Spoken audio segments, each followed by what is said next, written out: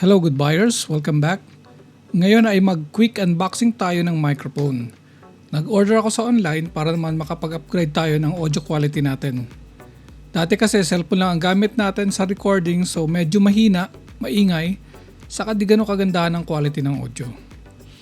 Nag-upgrade na rin ako para naman pagdating ng 2025 ay mas maganda na ang audio quality ng mga videos natin. Napansin ko kasi mostly yung mga previous videos ko ay di ganun kaganda yung audio quality. Naghanap rin ako ng mga microphones na pwedeng pagpilian. Marami naman talagang maganda kaso di pa kaya ng budget natin. Ito na napili ko kasi medyo mura na at maayos naman base sa ibang reviews. Quick features niya ay itong 2 audio connections na gamit ay ang USB Type-C connection at XLR connection.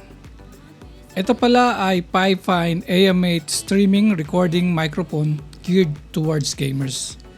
Usually for gaming, podcasting, video creation at voiceover. So kung nag-iisip ka na mag-live streaming or podcasting, ito na siguro yung medyo portable na at maganda pa yung quality ng mic. Yung box niya ay kulay black and red.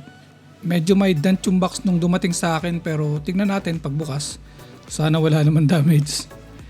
Dito pala sa side ay nakasulat yung dynamic mic capsule, original detailed voice, controllable RGB lights, tap to mute button, headphone volume control, mic gain knob, at real-time monitoring jack. Sa kabila ay AM8. Sa likod naman ay yung picture na may mic at nakasulat yung features. Gaya nitong clean detailed voice, dynamic cardioid capsule, convenient USB connection, studio XLR connection, windscreen, 3.5mm headphone jack, quick mute button, microphone gain knob, monitoring volume knob, at multiple mode RGB. Yung kagandahan pala nito ay meron siyang RGB light na pwede mong palitan yung kulay. Bagay talaga sa mga gamers na nag-i-stream. At RGB control button at adjustable yoke support.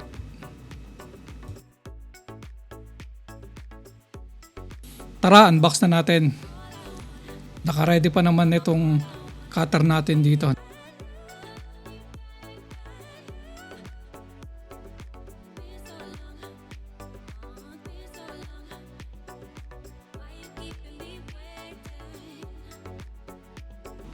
Okay, what's in the box?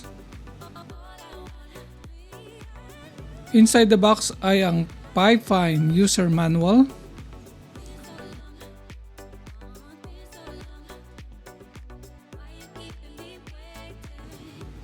at ang microphone base stand,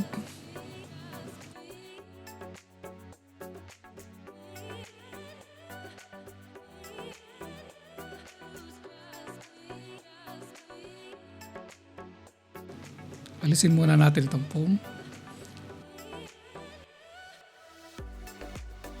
At itong USB Type-C na 2 meters long ata ito.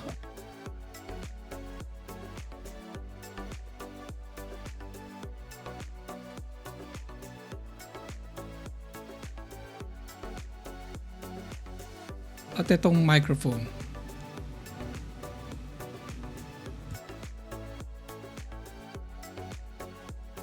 Okay, first impression ay maganda yung quality niya.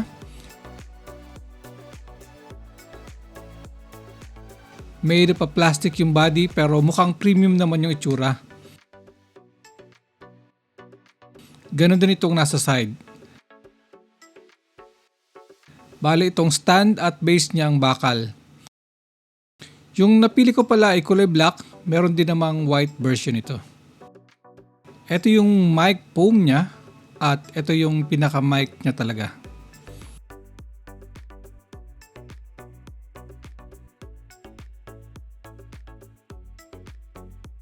Merong Fifine logo sa gilid niya. At ito naman yung mute and a mute button.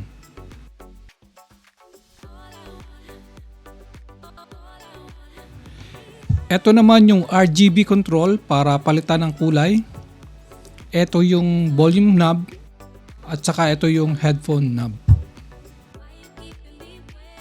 Ito naman yung RGB light niya na pwede mong palitan yung kulay pag nakasaksak sa USB port.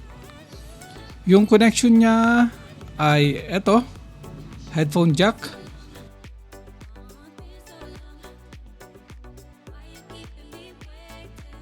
Itong USB Type-C at saka itong XLR connection.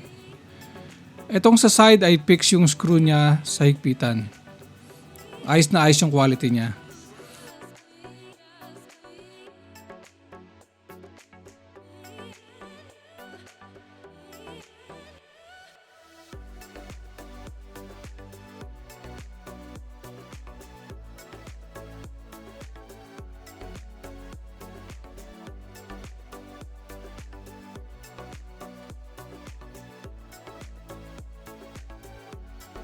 Try natin ikabit yung base stand niya.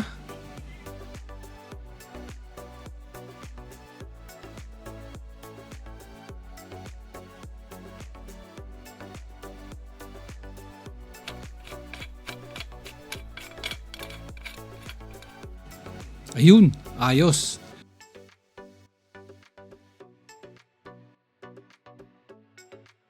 Ready na to live stream. Parang DJ na datingan dito.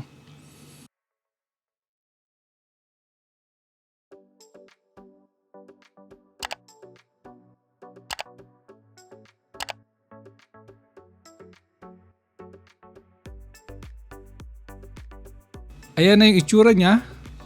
Di pa natin nasasaksak sa USB para makita yung ilaw.